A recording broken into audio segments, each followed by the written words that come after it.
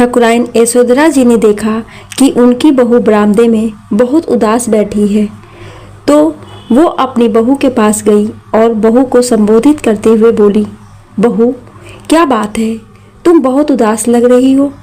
तुम्हें पता नहीं कि तुम्हारा 9वां महीना चल रहा है और इन दिनों तुम्हें खुश रहना चाहिए, और मैं देख रही हूँ कि काफ़ी दिनों से तुम बहुत उदास रहती हो।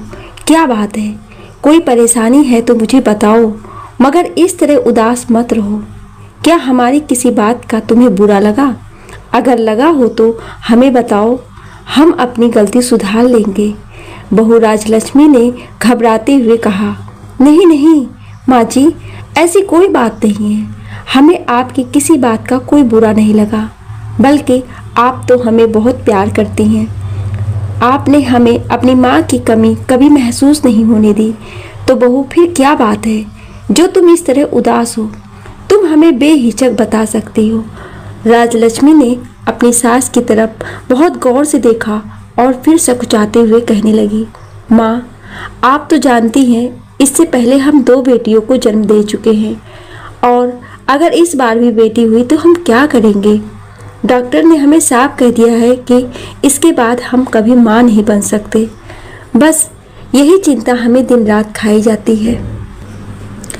अगर हम इस घर को उसका वारिस नहीं दे पाए तो भानु प्रताप जी इस घर के वारिस के लिए दूसरा विवाह न कर ले।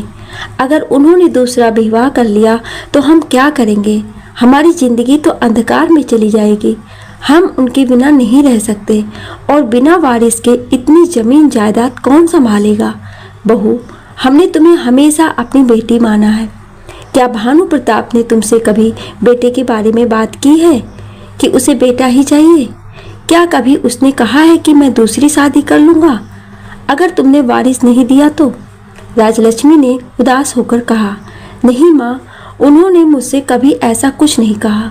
तो फिर क्या हमने कभी तुमसे कहा है कि हमें पोता ही चाहिए? क्या हमने कभी बेटी होने पर अफसोस जताया है? हमने अपनी पोतियों के इस दुनिया में आने का स्वागत ऐसे ही किया है जैसे हम अपने पोतों को करते हैं। बेटा और बेटी दोनों भगवान के हाथ में हैं। भगवान सब जानते हैं किसको क्या देना है। मैं तो अपनी पोतियों से बहुत खुश हूँ। मेरे जिगर का टुकड़ा है वह दोनों, और अगर इस बार भी पोती हुई तो वो भी मेरी जिगर का टुकड़ा ही बनेगी। यशोधरा जी ने राजलक्ष्मी को समझाते हुए कहा। राजलक्ष्मी बोली, लेकिन माँ, लेकिन क्या बेटा? यशोधरा जी अपनी बहू से खड़ी हुई और राजलक्ष्मी के सर पर हाथ फेरते हुए बोली, बेटा चिंता मत करो, हमारा बेटा ऐसा नहीं है। वो बेटा और बेटियों में कोई भेद नहीं करता। ऐसे समय में तुम्हें खुश रहना चाहिए, किसी भी चिंता से तुम्हें दूर रहना चाहिए। अगर फिर भी तुम अपने मन से ये बात नहीं निकाल पा रही हो तो तुम्हारे मन का भय दूर करने के लिए मैं तुम्हें एक कहानी सुनाती हूँ, पर यहाँ नहीं। चलो मेरे कमरे में चलो, मैं वहीं तुम्हें ये कहानी सुनाऊंगी, जिसे सुनकर तुम्हारे मन से सारा भय निकल जाएगा। यशोधरा जी राजलक्ष्मी को अपने कमरे में लेकर आती हैं और उसे आराम से बिस्तर पर लिटा देती हैं और खुद आराम चेयर पर बैठकर कहानी सुनाना शुरू करती हैं। आज से 40 साल पहले की बात है। आज से 40 साल पहले की बात है। ठाकुर आदित्य प्रताप सिंह प्रतापपुर के एक बड़े जमींदार थे। लंबे चौड़े हष्ट पुष्ट ठाकुर जी सफेद कुर्ता पजामा, ऊपर सदरी में किसी राजा से कम नहीं लगते थे। हाथ में सुनहरी घड़ी, उनकी मूछें उनकी शान थी। जिधर से गुजरते लोग झुककर उनका सम्मान करते थे। जितना अनुशासित थे उतने ही सभ्य। गांव की कोई समस्या हो उसके हल के लिए गांव वाले ठाकुर जी के पास ही जाते थे। वो हमेशा सच का साथ देते थे। उनके न्याय और आदर्श की प्रशंसा दूर दूर के गांव में भी होती थी। साथ ही वह अपने गुस्से के लिए भी जाने जाते थे। गलत बात उन्हें सहन नहीं होती थी। उनके क्रोध का शिकार कोई भी नहीं बनना चाहता था। जो कहते थे वो करके दिखाते थे। धन, वैभव, ख्याति सभी कुछ था उनके पास। उनकी पत्नी यशोधरा भी रूपवान गुणवान थी। किसी चीज की कमी ना थी। कमी थी तो सिर्फ एक बात की, 3 लड़कियों के बाद उन्हें अपने वंश वृद्धि की चिंता सताने लगी थी। अक्सर अपनी पत्नी यशोधरा को दूसरा विवाह करने की धमकी दिया करते थे। अक्सर ही उससे रूखे स्वर में बात करते और उखड़े उखड़े रहते थे। यशोधरा ठाकुर जी के इस व्यवहार से बहुत दुखी रहती थी। यशोधरा भी समझती थी ऊंचे घराने की होने के नाते ही वो अपने पति की शिकायत किसी से नहीं करती थी और ना ही झगड़ा करती थी। वो भी अच्छी तरह जानती थी कि ठाकुर साहब ऐसा कर भी सकते हैं, परंतु उसकी सहनशीलता और अच्छाई की वजह से ऐसा कोई कदम नहीं उठाते हैं। धीरे धीरे उनकी बड़ी बेटी की उम्र 12 साल की हो गई थी। ठाकुराइन को भी अपनी उम्र की चिंता सताने लगी थी। उन्हें भी पुत्र मोह था। पुत्र के बिना मोक्ष की प्राप्ति भी ना थी। दिन रात इसी सोच में रहती। पूजा पाठ और ऋषि मुनियों की सेवा और मंदिरों में मन्नत मांगने तथा व्रत और गोपाल सहस्त्र नाम का पाठ में उनके दिन व्यतीत हो रहे थे। उनके घर में काम करने वाले भी मालकिन को दिन रात परेशान और पुत्र के लिए प्रयासरत देखते रहते थे। उनमें से एक बूढ़ी दाई माँ थी जिन्होंने ठाकुर साहब को भी उनके बचपन में पाला पोसा था। एक दिन यशोधरा अपना दुख बांटते हुए दाई माँ के सामने उसका सब्र का बांध टूट गया। उन्होंने दाई माँ को ठाकुर जी के पुनर्विवाह के बात भी बताई। दाई माँ को भी चिंता होने लगी। उन्होंने ठाकुराइन का ढांढस बढ़ाया और उन्हें एक वैद्य जी के पास चलने के लिए तैयार कर लिया। वहाँ जाने और आने में 2 दिन का समय लगने वाला था, तो ठाकुर जी को बिना बताए जाने का सवाल ही नहीं उठता था, पर और कोई रास्ता नहीं था। किसी तरह हिम्मत करके रात के खाने के बाद यशोधरा ने ठाकुर साहब से दाई माँ के साथ वैद्य जी से मिलने की इच्छा जाहिर की। पहले तो ठाकुर साहब थोड़ी देर तक शांत रहे, फिर बोले, ठीक है, घर में सबको काशी विश्वनाथ जी के दर्शन का बोल दीजिए, क्योंकि काशी नगरी भी पास ही है, और महादेव के दर्शन भी कर लीजिएगा। आपके आने जाने का इंतजाम हम कर देते हैं। बच्चों को 4 दिनों के लिए ननिहाल भेज दीजिए। यशोधरा खुश होकर बोली, जी ठाकुर जी ने कहा है, पिताजी से आज्ञा लेकर जाइएगा।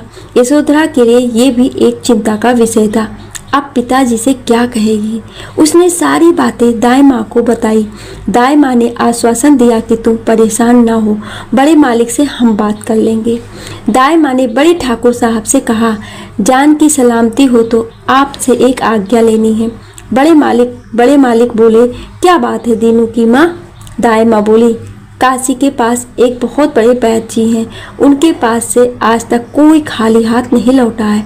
बड़े मालिक ने हैरान होकर कहा, तो दाई माँ हिम्मत करके बोली, मेरी बड़ी इच्छा है कि ठाकुराइन को एक बार उनके दर्शन करा दे। भोलेनाथ की कृपा हुई तो 1 वर्ष में लल्ला खेलेगा आपके आंगन में। बड़े ठाकुर साहब बोले, आदित्य ने क्या कहा? दाई माँ ने उत्तर दिया, उन्होंने तो आज्ञा दे दी है, पर आपसे आज्ञा लेने को कहा है। ठाकुराइन सकुचा रही थी, इसलिए मैं बड़े ठाकुर साहब बोले, दीनू की माँ, तुमने इस घर की 3 पुश्तों से सेवा की है, हमेशा हमारे घर का भला ही सोचा है, और तुम्हारी ईमानदारी पर हमें जरा भी शक नहीं है। बहुरानी के लिए तुमने कुछ अच्छा ही सोचा होगा। बहुरानी भी बहुत भली और संस्कारी है।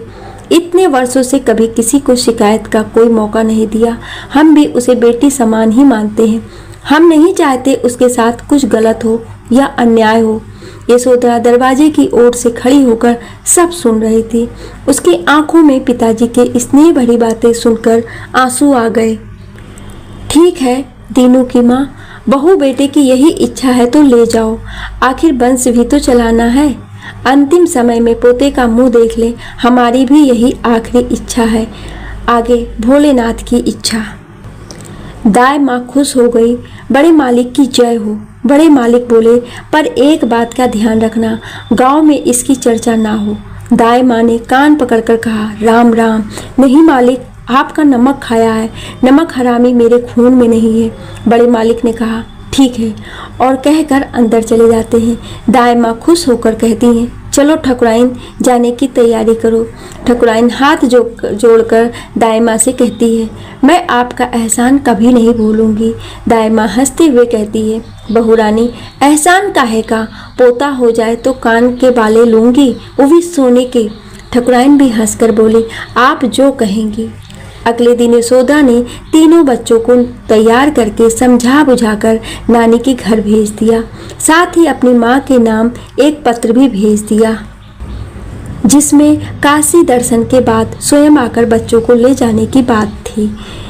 बच्चों के जाने के बाद यशोधरा निश्चिंत हो गई, लेकिन उस रात उसे नींद नहीं आई। उसने देखा ठाकुर साहब भी रात भर करवटें बदलते रहे। सुबह 4 बजे ही यशोदा को निकलना था। वो 2 बजे से उठकर सारे काम निपटाने लगी। गाड़ी आ गई। दाई माँ ने इशारा किया चलने के लिए।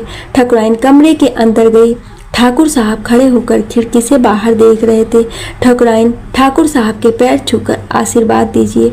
ठाकुर साहब यशोधरा को गले लगाते हैं और कहते हैं, मैंने शायद तुम्हारे हृदय को ठेस पहुंचाई है, पर मैं क्या करूं, मेरे सिर पर भी इस परिवार की और इस गांव की जिम्मेदारी का बोझ है, इसलिए मैं मजबूर हूं। यशोधरा, मैं समझती हूं आपसे कोई शिकायत नहीं है। परिवार के लिए जो जरूरी है आप कीजिए, पर एक आखिरी कोशिश भी कर लेने दीजिए। मुझे यकीन है इतने वर्षों की पूजा का फल प्रभु मुझे अवश्य देंगे। दाई माँ आवाज लगाती हैं, ठकुराइन, ओ ठकुराइन।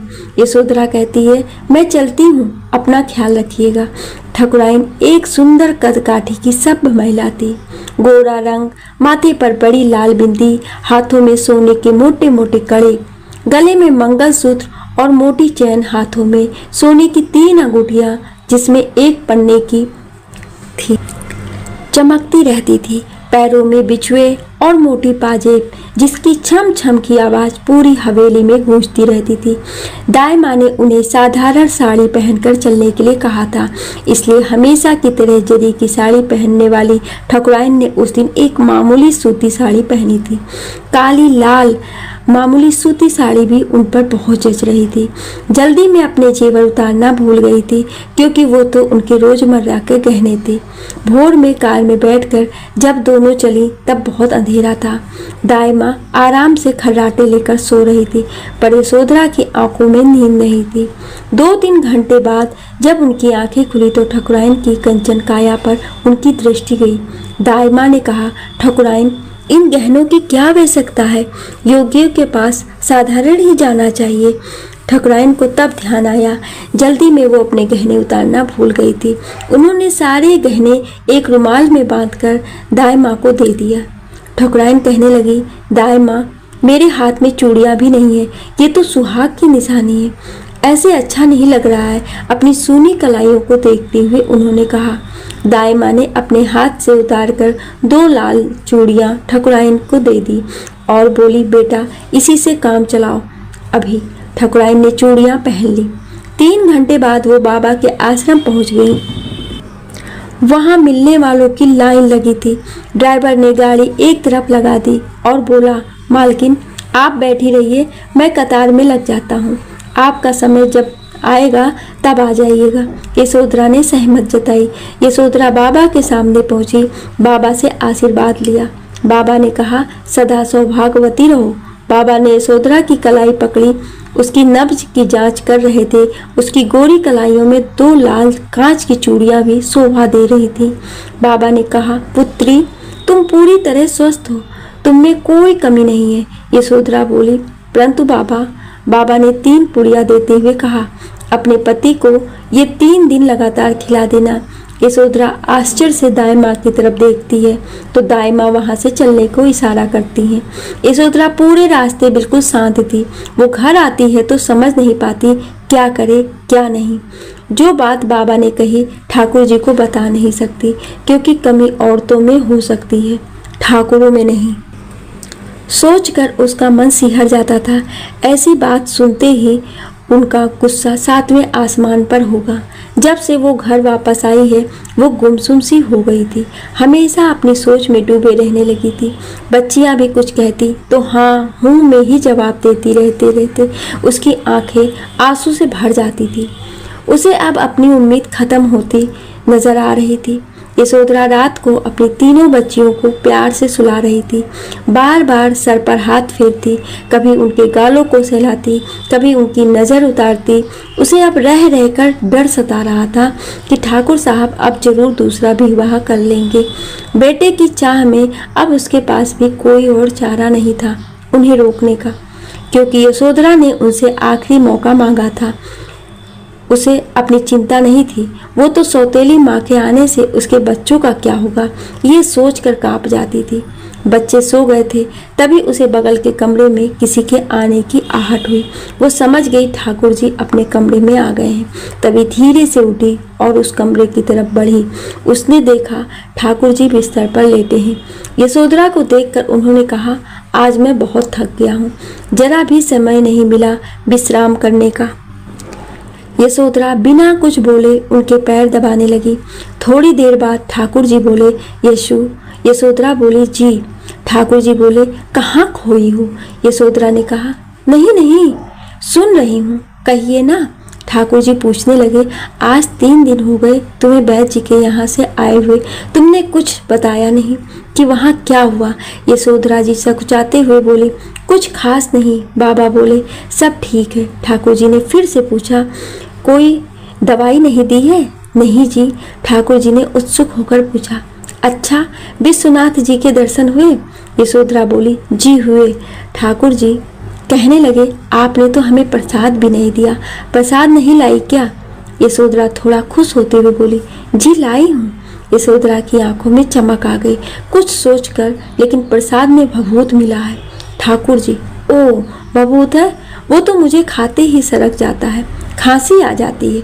यशोधरा जल्दी से बोली, तभी तो नहीं दिया, बाबा ने कहा है 3 दिन खाना है। ठाकुर जी कुछ सोचकर बोले, अच्छा तो एक काम कीजिएगा, कल हमें खीर में डालकर दे दीजिएगा, भोलेनाथ का प्रसाद है, हम अपमान नहीं कर सकते।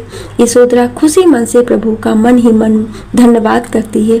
जी बहुत।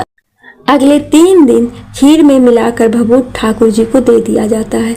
इस तरह यशोधरा ठाकुर जी से झूठ बोलने से भी बच गई और काम भी हो गया।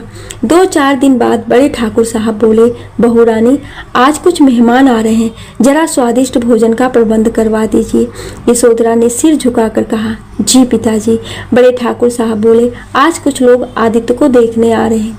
ये सुनते ही यशोधरा के पैर जैसे अपनी जगह पर जम गए, आंसुओं की धारा बहने लगी। कुछ देर बाद बहुत भारी मन से रसोई की तरफ गई। उसने सारी व्यवस्था खुद अच्छे से की। शायद अब उसने भी अपने मन को समझा बुझाकर पत्थर का कर लिया था। ठाकुर जी की खुशी के लिए उसे सब मंजूर था। वो समझती थी वंश बढ़ाना कितना जरूरी है, क्योंकि बेटियां तो एक दिन अपने घर चली जाएंगी। यशोधरा मेहमानों के आने से पहले अपने कमरे में चली गई और अपने तीनों बच्चों को भी ले गई, ताकि कोई भी मेहमानों के सामने ना जाए। बच्चों को कहानी सुनाते सुनाते यशोधरा का ध्यान बाहर की आवाज़ों पर जा रहा था। कोई कहता, आपका घर तो बहुत बड़ा है, किसी चीज़ की कमी नहीं होगी, हमारी बहन को राज करेगी। फिर हंसने की आवाज़ें। यशोधरा के लिए ये सब सुनना असहनीय हो रहा था। बार बार आंसू आ जाते थे आंखों में। कोमल जो बेटियों में सबसे बड़ी थी, उसने पूछा, माँ आप क्यों रो रही हो? यशोधरा बोली, कुछ नहीं बेटा, मुझे नींद आ रही है। कोमल तो आइए हम आपको सुला देते हैं। यशोधरा ने उनकी छोटी सी गोद में अपना सर रख दिया। कोमल भी अपने कोमल हाथों से माँ का सर सहलाने लगी। छोटी खुशी माँ के पैर दबाने लगी। सबसे छोटी नैना मुंह में अंगूठा चूसते हुए माँ के आगोश में सो गई। चिड़ियों की चहचहाने से यशोधरा की नींद खुली तो घबरा गई कि कितनी देर तक सोती रही है। उसकी सभी बच्चियां आसपास में ही सो गई थी। खुशी तो पैर दबाते हुए पैरों के पास ही सो गई थी। यशोधरा ने सबको व्यवस्थित किया और खुद बाहर आ गई। उसने नहा धोकर घर का सारा काम किया, परंतु ठाकुर जी के सामने नहीं गई। यशोधरा की सारी खुशियां पल में चूर चूर हो गई थी। वो ठाकुर जी के सामने नहीं जाना चाहती थी। अब आगे यशोधरा ने नाश्ता भिजवा दिया, रात का खाना भी भेज दिया, जबकि वो खुद सामने बैठकर वर्षों से ठाकुर जी को हमेशा से खाना खिलाती थी। ठाकुर जी ने भी खाना खा लिया, परंतु यशोधरा के बारे में एक बार भी नहीं पूछा। रात में भी वो बच्चों के पास ही सो गई। इसी तरह 2 दिन बीत गए, परंतु यशोधरा और ठाकुर जी का सामना नहीं हुआ। रसोई में काम करने वाली इमरती ने बताया, ठाकुर जी का ब्याह तय हो गया है। लड़की मात्र 18 साल की है। सुनते ही सब्जी काटती हुई यशोधरा का हाथ हंसुआ से कट गया। तेज धार से खून बहने लगा। इमरती ने देखा वो ठकुराइन का दर्द समझती थी। उसने कहा, मालकिन आप जाइए, मैं सब कर लूँगी। यशोधरा वहाँ से चली गई। ठाकुर साहब घर पर नहीं थे तो यशोधरा अपने कमरे में गई। वहां जाकर अपने कमरे का कोना कोना देखकर उसे रोना आ गया। उसे लग रहा था कि यह सब जो कल तक उसका था अब उसका नहीं रहेगा। तभी उसकी नज़र ठाकुर जी के सफ़ेद कुर्ते पर पड़ी जो उन्होंने नहाने से पहले पहना था। यशोदा ने उस कुर्ते को अपने सीने से लगा लिया। वो ठाकुर जी से बहुत प्रेम करती थी। उनसे दूर होने के ख्याल से ही उसके दिल के कई टुकड़े हो रहे थे। उनके कुर्ते को अपने हाथ में लेते ही उसके सब्र का बांध टूट गया और वो फूट फूट कर रोने लगी। आज रोते रोते उसने अपने दिल की सारी भड़ास निकाल दी। जब से शादी करके आई थी, किस तरह उसने अपने परिवार की खुशियों के लिए क्या क्या त्याग किया, सब कुछ कहकर रोती जा रही थी। शायद वो ठाकुर जी के सामने कभी ना कह पाती, इसलिए ठाकुर जी के कुर्ते से ही सारी शिकायतें कर डाली। मैं आपसे इतना प्रेम करती हूँ कि आपकी खुशी के लिए मुझे अपनी सौतन भी मंजूर है, परंतु मुझे पता था कि आप मुझसे जरा भी प्रेम नहीं करते। किसने कहा कि मैं तुमसे प्रेम नहीं करता? पीछे से ठाकुर जी ने कहा। ठाकुर जी की आवाज़ सुनकर यशोधरा हड़बड़ाकर उठ गई। आप कब आए? यशोधरा ने कहा। ठाकुर जी बोले, थोड़ी देर पहले, जब आप मेरे कुर्ते से लिपटकर शिकायत कर रही थी, जो आपने मुझसे कभी नहीं कहा। यशोधरा ने पलकें नीचे झुका ली।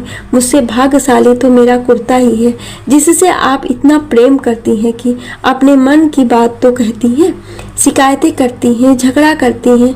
मुझे ऐसा सौभाग्य कभी प्राप्त ही नहीं हुआ कि मैं आपका ये रूप देख सकूं। यशोधरा के शर्म से गाल लाल हो गए। बड़ी बड़ी आंखों में आंसू थे, आंखें भी लाल थी और सूजी थी। ठाकुर साहब यशोधरा के करीब आए। यशोधरा पलंग के किनारे मच्छरदानी का डंडा पकड़े सकुचाई सी कुर्ता पकड़े खड़ी थी। ठाकुर साहब यशोदा के पास आकर बैठ गए।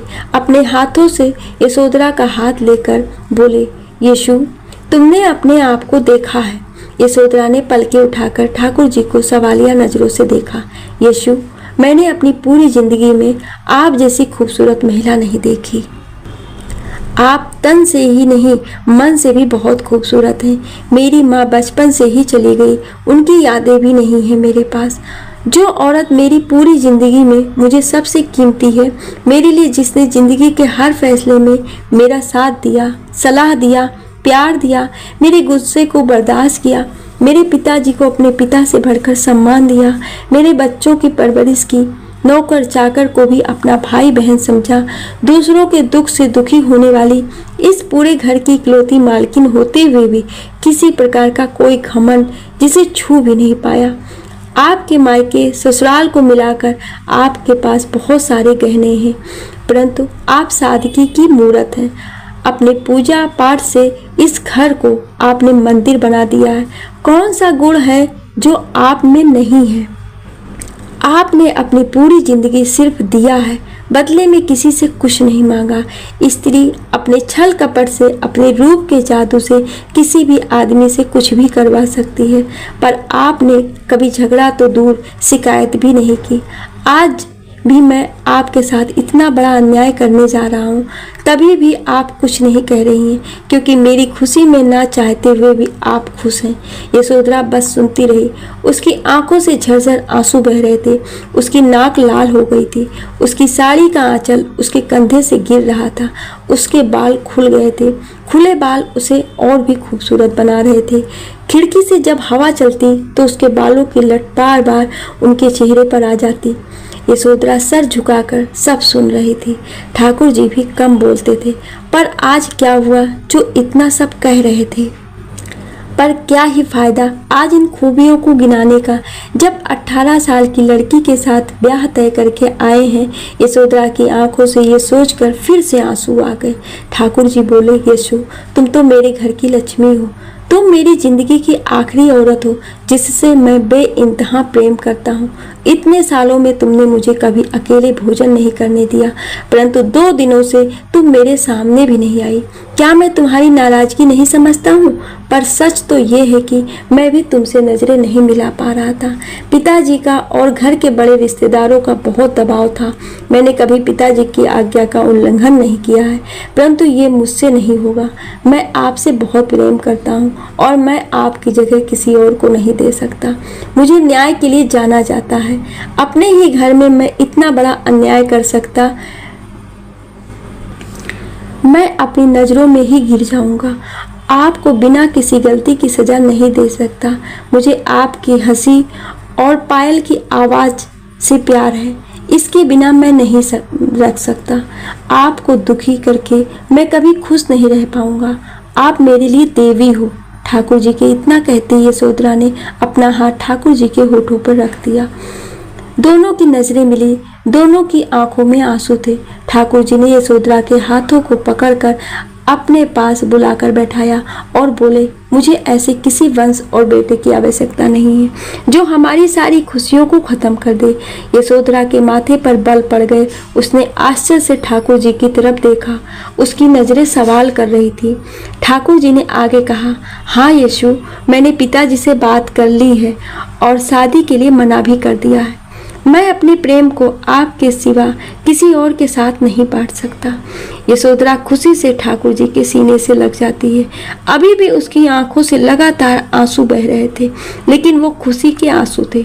ठाकुर जी ने थोड़ी देर यशोधरा को रोने दिया, फिर उसे उठाया। उन्होंने यशोधरा को बड़े प्यार से निहारा, जो उस वक्त बहुत खूबसूरत लग रही थी। फिर दोनों ने एक दूसरे को गले लगा लिया और सारे गिले शिकवे पल में दूर हो गए। आज ठाकुर जी ने अपना सारा प्यार अपनी यशो पर लुटा दिया। बाहर बहुत जोर की बारिश शुरू हो गई। आज यशोधरा को अपने पूजा पाठ और त्याग का सारा फल मिल गया था। ये बहुत बड़ी बात थी कि ठाकुर जी ने यशोधरा से प्रेम की खातिर अपने पुत्र के मोह का भी त्याग कर दिया था। यशोधरा को आज खुद पर नाज हो रहा था और ठाकुर पर रह रह के प्यार आ रहा था। आज ठाकुर जी ने भी यशोधरा का प्रेम में एक नया रूप देखा था। जब भी बिजली चमकती, रोशनी में यशु के चेहरे की चमक देखते ही बनती थी। उसके चेहरे पर उसकी संतुष्टि के भाव साफ पता चलते थे। आज ठाकुर जी के अंदर का सारा बोझ हट गया था। ठाकुर के साथ साथ वो एक अच्छे इंसान भी थे जो अपनी पत्नी से बहुत प्रेम करते थे। वो रात उनकी जिंदगी की सबसे खूबसूरत रात बन गई थी। सुबह हुई, सारी रात के बारिश के बाद सब कुछ धुला धुला सा लग रहा था। मिट्टी की सौंधी खुशबू आ रही थी। यशोधरा की आंखें खुली, उसे देखा। ठाकुर जी बेसुध सो रहे थे। यशु ने मुस्कुरा कर देखा और कमर तक पड़ा हुआ चादर कंधे तक उड़ा दिया और धीरे से वहां से उठ गई। ठंडी हवा का झोंका उसके चेहरे पर पड़ा तो उसे महसूस हुआ उसका मन बिल्कुल शांत है। वो नहाने चली गई, फिर भगवान के सामने हाथ जोड़कर सभी देवी देवताओं को धन्यवाद किया। आज उसने लाल रंग की साड़ी पहनी, अच्छा श्रृंगार किया और घुंघरू वाली मोटी पाजेब पहनी। ठाकुर जी की कही भी बातें याद कर उसके चेहरे पर बार बार मुस्कान आ जाती थी। आज गुनगुनाते हुए नाश्ता बनाने लगी। आज हर तरफ खुशहाली लग रही थी, सब कुछ सुहाना था। घर की लक्ष्मी खुश हो तो घर में बरकत और रौनक रहती है। इमरती को समझ नहीं आ रहा था कि बात क्या है। उसने उत्सुकता में पूछ ही लिया, मालकिन आप आज कुछ अलग लग रही हैं, क्या बात है? यशोधरा मुस्कुरा दी, मुझे मत देख, अपना काम कर। दिन यूं ही चलते रहे। एक दिन अचानक यशोधरा की तबीयत खराब हो गई और वो बेहोश होकर गिर गई। जब उठी तो उसे उल्टियां होने लगी। पूरा घर परेशान हो गया। ठाकुर जी बाहर गांव गए थे, उन्हें संदेशा भेजा गया। ठाकुर जी अपना काम अधूरा छोड़कर डॉक्टर को लेकर घर आए। यशोधरा ने कहा, हम ठीक हैं, कुछ नहीं हुआ हमें। ठाकुर जी बोले, डॉक्टर ज़्यादा जानते हैं ना। यशोधरा चुप हो गई। ठाकुर जी ने डॉक्टर से कहा, डॉक्टर साहब जो दवा हो बता दीजिए, हम मंगा देते हैं, ये अपना ख्याल नहीं रखती है। डॉक्टर ने हंसते हुए कहा, दवा नहीं, मिठाई खिलाइए, इन्हें नहीं हमें, और अब तो बहुत ख्याल रखना पड़ेगा, लापरवाही बिल्कुल नहीं चलेगी। ठाकुर जी बोले, क्या मतलब? डॉक्टर ने कहा, आप फिर से पिता बनने वाले हैं। यशोधरा ने सुना तो अपना मुंह दोनों हथेलियों में छुपा लिया। ठाकुर जी नौकर को पैसे देते हुए खुश होकर बोले, हे महादेव, आपकी कृपा है, डॉक्टर साहब के लिए और सभी के लिए मिठाई लेकर आओ। डॉक्टर को झेप कर बोले, अरे मैं तो मजाक कर रहा था। ठाकुर साहब हंस कर बोले, पर मैं मजाक नहीं कर रहा हूँ। पूरे 9 महीने ठाकुर जी ने और पूरे परिवार ने यशोधरा का पूरा ख्याल रखा। तीनों लड़कियां भी बहुत खुश थी कि भाई आने वाला है, राखी बांधेंगी। यशोधरा को जैसे जैसे दिन बढ़ रहे थे, घबराहट बढ़ रही थी। वो दिन रात भगवान से पुत्र की कामना कर रही थी और ठाकुर जी को वो खुशी देना चाहती थी जिसकी उनके जीवन में कमी थी, जिसके लिए उन्होंने इतना बड़ा त्याग किया था। ठाकुर जी भी चिंतित थे, परंतु जता नहीं रहे थे। दाई माँ मालिश करती हुई कहती है, ठाकुराइन पता नहीं क्या होगा, जो होगा अच्छा ही होगा। बाबा की दुआ कभी खराब नहीं जाती। आखिर वो दिन भी आ गया जब ये पता चलना था कि ठाकुर जी का त्याग और यशोधरा की अच्छाई का फल उन्हें मिलेगा कि नहीं। रात को यशोधरा को दर्द शुरू हुआ। जब असहनीय हो गया तब उसने ठाकुर जी को जगाया। ठाकुर जी ने ड्राइवर को जगाकर दाई माँ को बुलाने के लिए भेजा। 20 मिनट में दाई माँ प्रकट हो गई। दाई माँ ने इमरती को सूती साड़ी और गर्म पानी लाने को कहा और ठाकुर जी को कहा, मालिक आप बाहर इंतजार करें, जो होगा हम बता देंगे। नौकर ने कुर्सी लाकर रख दी, पर ठाकुर को चैन कहाँ, वो तो टहलने लगे। पहले भी उनकी 3 पुत्रियां भी, परंतु आज बात अलग थी। उनकी बेचैनी पहली बार बाप बनने से भी ज्यादा थी। वो अपनी पत्नी से बहुत प्रेम करते थे, पर फिर भी कहीं ना कहीं उनके अंतर मन में पुत्र की चाह भी थी। उनकी हार्दिक इच्छा थी कि इस बार पुत्र ही हो। पुत्र के जन्म से उनकी प्रतिष्ठा भी जुड़ी थी। उन्होंने सिर्फ लड़कियों का पिता कहलाना उसे पसंद नहीं था। मन ही मन भगवान से विनती कर रहे थे, पुत्र की कामना के लिए मनौतियां कर रहे थे। ठाकुर जी ने चिंतित होते हुए कहा, आज इतनी देर क्यों हो रही है? उनकी बेचैनी बढ़ती जा रही थी और उसी के साथ साथ उनके टहलने की रफ्तार भी। इमरती जो कि बाहर खड़ी थी, ठाकुर जी से नहीं रहा गया तो कहा, अरे ओ इमरती, जाकर पता कर तो इतनी देर क्यों हो रही है, सब ठीक है ना? इमरती ने कुंडा खटखटाया। अंदर से दाई माँ आई जो बहुत परेशान लग रही थी। बोली, इमरती तू जरा अंदर तो आ। ठाकुर जी ने दाई माँ को देखा तो दौड़कर पास आए। उन्होंने पूछा, दाई माँ सब ठीक तो है ना? दाई माँ को रुआसी देखकर ठाकुर जी फिर से बोले, बोलिए दाई माँ, क्या हुआ, कोई परेशानी है क्या? दाई माँ, क्या बतलाऊं लल्ला, नाल बच्चे के गले में फंस गई है, बच्चा उल्टा भी है, बच्चे का वजन भी ज्यादा है। बहुत देर से कोशिश कर रही हूँ, आज इतने वर्षों में पहली बार है कि मुझे भी डर लग रहा है कि कुछ अनर्थ न हो जाए। दाई माँ के मुंह से अनर्थ सुनकर ठाकुर घबरा जाते हैं। अब ठाकुर सब घबरा कर पूछते हैं, अनर्थ? कैसा अनर्थ? दाई माँ साफ साफ बताइए। मालिक, बच्चा आधा फंसा हुआ है, गले में नाल लिपटी हुई है, ठकुराइन बहुत दर्द बर्दाश्त कर रही है, पर अब ताकत नहीं बची है, वो बेहोश हो रही है। मुझे डर है कि कहीं हम एक को ना खो दें। ठाकुर साहब बोले, मतलब? दाई माँ, मतलब ये मालिक। दाई माँ ने डरते हुए कहा, शायद माँ और बच्चे में से एक ही बचे। ठाकुर साहब की आंखें अनर्थ और आशंका से फैल गई। नहीं नहीं, ऐसा मत कहिए, मैं किसी को भी नहीं खो सकता। दाई माँ ने चिंतित होकर कहा, ठाकुर जी आप डॉक्टर को बुला लीजिए। डॉक्टर साहब तो कल ही शहर में गए हैं, 2 दिन बाद आएंगे।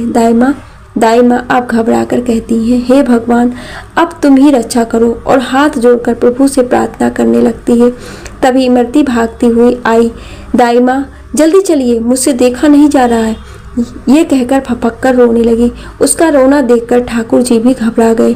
दाई माँ जल्दी से अंदर गई। दाई माँ, ठाकुराइन क्या हुआ? आप क्यों परेशान हैं? सब ठीक हो जाएगा, मैं हूँ ना, मैं आपको कुछ नहीं होने दूंगी। यशोधरा दर्द से कराहते हुए बोली। दाई माँ, मेरा अंतिम समय आ गया है, आप मुझे बस इतना बताइए कि क्या हुआ है। दाई माँ, बच्चा उल्टा है परंतु बहुत स्वस्थ है, बस थोड़ी देर और लगेगी, आप परेशान ना हो। यशोधरा, मैंने सुना आपने बाहर ठाकुर जी से कहा कि दोनों में से कोई एक ही बच पाएगा। दाई माँ, आप बच्चे को बचाइए, अगर वो लड़का है तो ठाकुर जी का वंश बढ़ेगा और अगर लड़की है तो मैं ठाकुर जी का सामना करने के लिए जीवित नहीं रहना चाहती हूँ। मेरी अंतिम इच्छा मानकर कृपया मुझे बताइए कि क्या हुआ है। दाई माँ रोते हुए कहती हैं, लड़का है मालकिन। यशोधरा की आंखों में खुशी के आंसू बहने लगे। दाई माँ कोशिश में लगी थी, माँ और बच्चे दोनों अपने सुध खो रहे थे। दाई माँ के भी हाथ पांव फूल रहे थे। अब उसके सामने समस्या थी कि किसे बचाए किसे नहीं। यशोधरा ने तो कह दिया बच्चे को बचाइए। दाई माँ हिम्मत करके कहती हैं, ठाकुराइन बस मुझे एक पल का समय दीजिए, मैं अभी आई, आस न छोड़िएगा। दाई माँ दौड़ते हुए बाहर गई। ठाकुर जी सर पर हाथ रखकर बैठे थे, उनकी आंखें लाल थी। दाई माँ को देखकर उनके पास दौड़ कर आए। दाई माँ ने ठाकुर जी से कहा, मालिक समय बहुत कम है, अब सब आपके हाथ में है, मैं बहुत दुविधा में हूँ, माँ या बच्चा, मुझे कुछ समझ में नहीं आ रहा है। ठाकुर जी बोले, दाई माँ इसमें आपको सोचना क्या है, यशोधरा को बचाइए। दाई माँ घबरा कर कहती हैं, लेकिन बच्चा एक लड़का है, मालकिन ने कहा है कि मैं बच्चे को बचाऊं। ठाकुर की आंखों में आंसू आ गए। कैसी कठिन परीक्षा ले रहे हैं प्रभु। दाई माँ, मेरा जवाब नहीं बदलेगा, आप मेरे यीशु को बचाइए। जो बच्चा आज आया है, मुझसे उससे इतना प्रेम नहीं है कि मैं उसके लिए अपने यशोधरा को हत्या कर दूं। यशोधरा मेरा प्रेम है, मैं उसके बिना नहीं रह सकता, भले ही मुझे निवंश रहना पड़े। मैं ऐसे बालक की शक्ल भी जीवन भर नहीं देखूंगा जो अपनी माँ की मौत का कारण बने। आप जाइए दाई माँ, मेरा फैसला नहीं बदलेगा, ना मुझे अपने फैसले पर कभी अफसोस होगा। खुद को कठोर करते हुए ठाकुर जी ने कहा। दाई माँ जल्दी अंदर गई। अब उन्हें पता है कि क्या करना है। उन्होंने भी मन पक्का किया और अपने विश्वास के साथ आगे बढ़ी। आज दाई माँ की भी परीक्षा ही है। ठाकुराइन को जगा कर रखना बहुत जरूरी था। एक नई ब्लेड को आग में गर्म करते हुए दाई माँ ने यशोधरा को आवाज दी, ठाकुराइन, ओ ठाकुराइन, अब तक इतना सब झेला, आज हार मान रही हो? ठाकुराइन बोली, दर्द से नहीं दाई माँ, हार नहीं मान रही हूँ, मेरी जिम्मेदारी पूरी हुई, अब मैं चैन से मर सकती हूँ। ठाकुर जी अब दूसरा विवाह नहीं करेंगे। दाई माँ ने व्यंग से कहा। वाह रे ठाकुराइन, तू तो बड़ी होशियार समझती है खुद को। जब तू मर जाएगी तो ऐसे दूध मुँह बच्चे को कौन पालेगा। दाई माँ ने धीरे से देखा।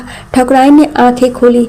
दाई माँ मन ही मन मुस्कुराने लगी। तुमने क्या सोचा ठाकुराइन, लड़का होने से ठाकुर जी दूसरा विवाह नहीं करेंगे? अब तो दूसरा विवाह ना चाहते हुए भी मजबूरी में करना पड़ेगा। क्यों ही मरती, इन चारों बच्चों को कौन संभालेगा। कोई मर्द बिना औरत के नहीं रह सकता। बच्चों को संभालने के बहाने ही सही, दूसरा विवाह तो अब होकर ही रहेगा। फिर कौन कैसा आए ये तो प्रभु ही जानते हैं। पता नहीं बिन माँ के बच्चों का साथ कैसा व्यवहार करे, कौन उसे रोकेगा। ठाकुर जी घर में तो नहीं रहते, पूरा दिन मासूम बच्चे और सौतेली माँ। यशोधरा ने दाई माँ की बात सुनकर घबरा कर, नहीं नहीं ऐसा मत कहिए, मैं चैन से मर भी नहीं पाऊंगी। दाई माँ, तो मत मरो न ठाकुराइन। दाई माँ पास आकर बड़े प्यार से यशोधरा के बाल को सहलाते हुए बोली, जीने की इच्छा करो और मेरी कोशिश में मेरा साथ दो। तुम्हारी हिम्मत ही तुम्हें बचा सकती है। बहू, तुम चाहती हो बच्चा बचे, ठाकुर जी तुम्हें बचाना चाहते हैं। ठाकुराइन ने सुना तो आश्चर्य से दाई माँ को देखा। हाँ बहू, मालिक आपसे बहुत प्रेम करते हैं, बच्चे का मोह नहीं है। उन्होंने कहा ऐसे बच्चे की शक्ल भी नहीं देखेंगे। यशोधरा नहीं। दाई माँ आगे कहती है, तुम क्या चाहती हो? मैं तुम दोनों को बचाना चाहती हूँ, पर तुम्हें मेरा साथ देना होगा। जिंदा रहोगी तभी ना मुझे कान के बाले दोगी। दाई माँ ठाकुराइन मरती सब डरे हुए थे। कभी भी कुछ हो सकता था, पर तीनों एक साथ मुस्कुरा दिए। मैं बच्चे को बचाने की कोशिश करती हूँ, पर तुम्हें खुद को बचाना होगा और मेरा साथ देना होगा। आज मैं वो करने जा रही हूँ जो पहले कभी नहीं किया। गर्म ब्लेड को फूंक मारकर ठंडा करते हुए दाई माँ बोली, तुम्हें बहुत कष्ट होगा, पर तुम्हें सहना होगा, नहीं तो जो भविष्य में इन बच्चों के साथ जो होगा तुम परलोक से भी नहीं देख पाओगी। ठकुराइन ने एक सांस भरी और जोश के साथ बोली, आपको जो करना है कीजिए माँ, अब आप मेरी एक आह भी नहीं सुनेंगी। दाई माँ का विश्वास भी बढ़ गया। दाई माँ और इमरती की नजरें मिली, दोनों थोड़ा मुस्कुराई। ठकुराइन को जोश दिलाने का फायदा हुआ। बच्चा उल्टा था, आधा बाहर आ गया था, सर में उसके नाल फंसी थी। दाई माँ ने भगवान का नाम लिया और इमरती को पैर पकड़ने का करने का इशारा किया। इमरती ने जैसे पैर पकड़े, यशोधरा ने आंखें मूंद ली। जब मैं कहूँ तो जोर लगाना बहू। यशोधरा, हाँ। दाई माँ ने सावधानी से चीरा लगाते हुए कहा, जोर लगाओ बहू। यशोधरा ने अपनी सारी ताकत लगा दी। दाई माँ ने बच्चे को जन्म दिला दिया। बच्चे के गले में नाल निकाल दिया, जल्दी से नाल काट कर गांठ लगाया। इमरती को इशारा किया यशोदा का भी खून साफ करके दवा लगाने का, जो उसने पहले ही समझा दिया था।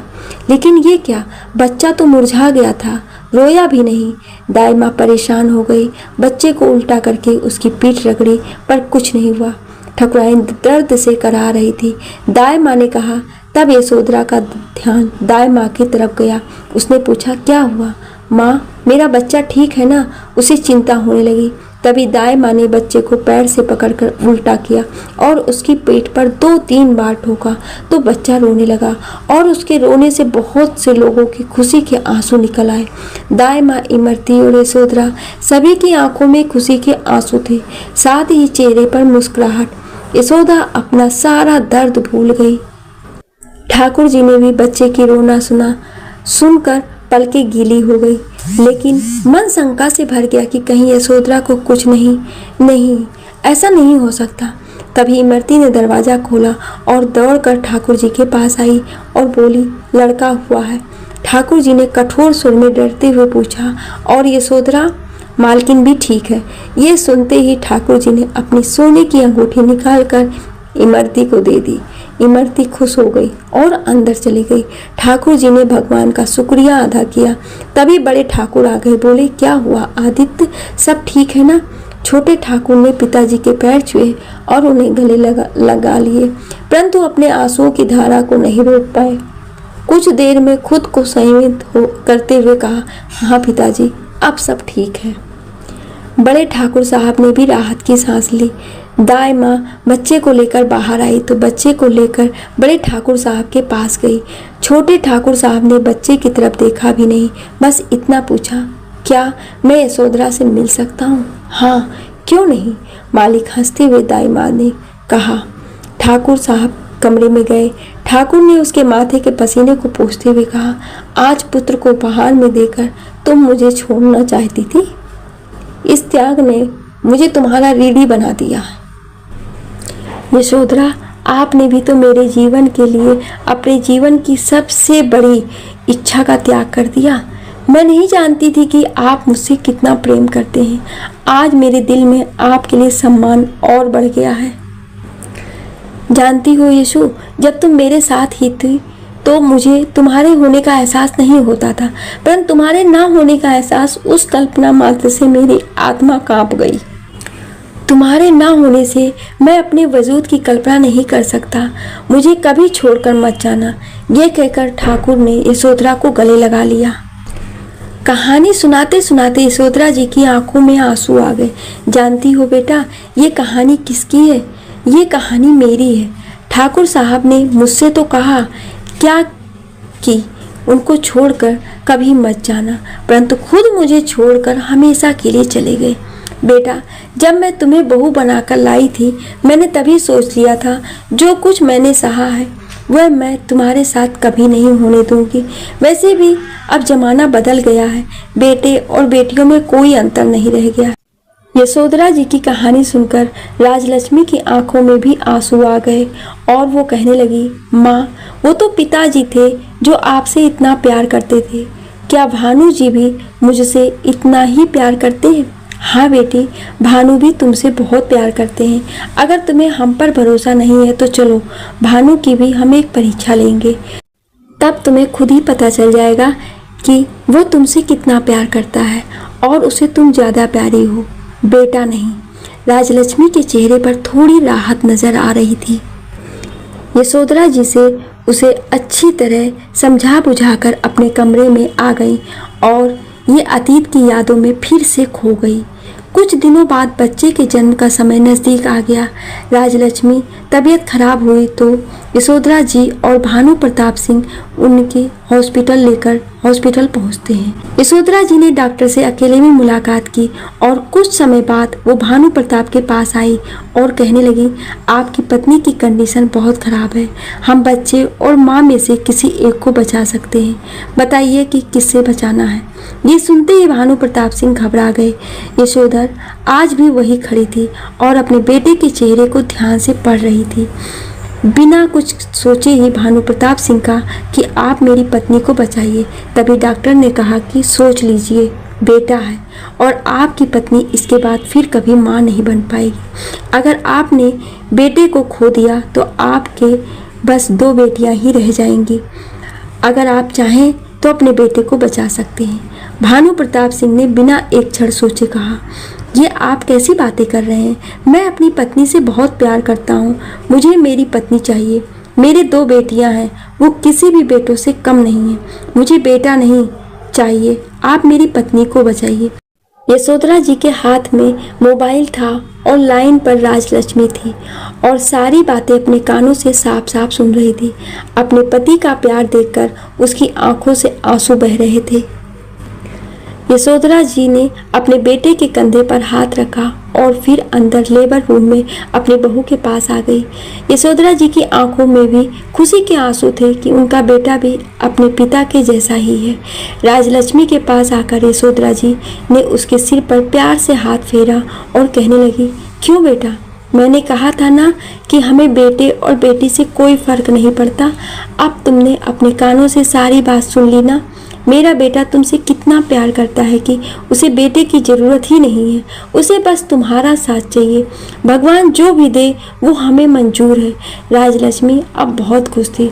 उसकी खुशी का कोई ठिकाना नहीं था। यशोधरा जी लेबर रूम से बाहर आ गई। कुछ घंटों बाद नर्स उनके पास दौड़ी हुई आई और कहने लगी, मुबारक हो, आपको पोता हुआ है। और भानु प्रताप सिंह के पास जाकर कहने लगी, मुबारक हो, आपको बेटा हुआ है। भानु प्रताप सिंह ने अपनी जेब से बहुत सारे रुपए निकाले और नर्स को थमा दिए। भानु प्रताप सिंह ने राजलक्ष्मी के बारे में पूछा कि मेरी पत्नी कैसी है, तो नर्स ने कहा कि वह बिल्कुल ठीक है, माँ और बेटा दोनों ठीक हैं। भानु प्रताप सिंह की आंखों में आंसू आ गए। अभी कुछ घंटे भानु प्रताप सिंह के लिए बहुत भारी गुजरे थे। एक एक पल एक एक सदी के बराबर लग रहा था। भानु प्रताप सिंह ने नर्स से कहा, क्या मैं अपनी पत्नी से मिल सकता हूँ? तो नर्स ने कहा, जी आप मिल सकते हैं। भानु प्रताप सिंह राजलक्ष्मी से मिलने के लिए गए तो घबरा कर कहने लगे, राज, आज मैं बहुत घबरा गया था। अगर तुम्हें कुछ हो जाता तो फिर मैं क्या करता, किसके सहारे जीता? मुझे तुम्हारे बिना रहने की आदत नहीं रही। मैं तुमसे बहुत प्यार करता हूँ। मुझे बच्चा नहीं चाहिए, मुझे बस तुम्हारा साथ चाहिए। और राजलक्ष्मी को गले से लगा लिया। राजलक्ष्मी मन ही मन फूली नहीं समा रही थी। उसकी आंखों से खुशी के आंसू बह जा रहे थे। आज उसकी सास ने जो किया था वो कमाल था। दोनों पति पत्नी के बीच छिपे हुए प्रेम को उसकी सासू माँ ने बाहर ला दिया था। तभी यशोधरा जी और डॉक्टर दोनों हंसते हुए अंदर आती हैं। डॉक्टर साहिबा और यशोदा जी को हंसते हुए देखकर भानु प्रताप सिंह अचंभित हो जाते हैं कि उनकी पत्नी की तो तबीयत खराब है और ये दोनों हंस रही हैं। तभी डॉक्टर साहिबा भानु प्रताप सिंह की नज़रों को देखकर समझ जाती हैं और कहती हैं, भानु जी, आपकी पत्नी और बेटा दोनों ही सही थे। माँ और बच्चे में से एक को बचाने के बारे में मैंने आपसे झूठ बोला था और ये सब आपकी माता जी ने मुझसे करवाया है। मेरी इसमें कोई गलती नहीं है। भानु प्रताप सिंह अचंभित होकर अपनी माँ की तरफ देखते हैं तो यशोधरा जी मुस्कुराकर कहती हैं कि बेटा, अब मैं क्या करती, मेरी बहू को विश्वास ही नहीं हो रहा था कि मेरा बेटा तुमसे कितना प्यार करता है। उसे विश्वास दिलाने के लिए मुझे ये सब नाटक करना पड़ा। अब देखा इस नाटक में कितना फ़ायदा हुआ। अब तुम्हें भी पता चल गया है ना कि तुम्हारे जीवन में तुम्हारी पत्नी की क्या स्थान है। अब भानु प्रताप सिंह कभी अपनी माँ को देखते, कभी अपनी पत्नी को देखते और कभी डॉक्टर साहिबा को देखते। जब उनकी सब समझ में आ गया तो खुद भी खिलखिलाकर हंस पड़े। एक दिन में ही राजलक्ष्मी को हॉस्पिटल से छुट्टी मिल गई और भानु प्रताप सिंह उन्हें खुशी खुशी अपने घर ले आए और अब राजलक्ष्मी के मन को पूर्ण संतुष्टि मिल गई थी। ठाकुर आदित्य प्रताप सिंह और ठाकुर भानु प्रताप सिंह का निर्णय आपको कैसा लगा? आपके सामने ये स्थिति आती तो आप क्या फैसला लेते? हमें कमेंट करके ज़रूर बताएं और ऐसी ही कहानियाँ सुनने के लिए हमें सब्सक्राइब जरूर करें। Thank you.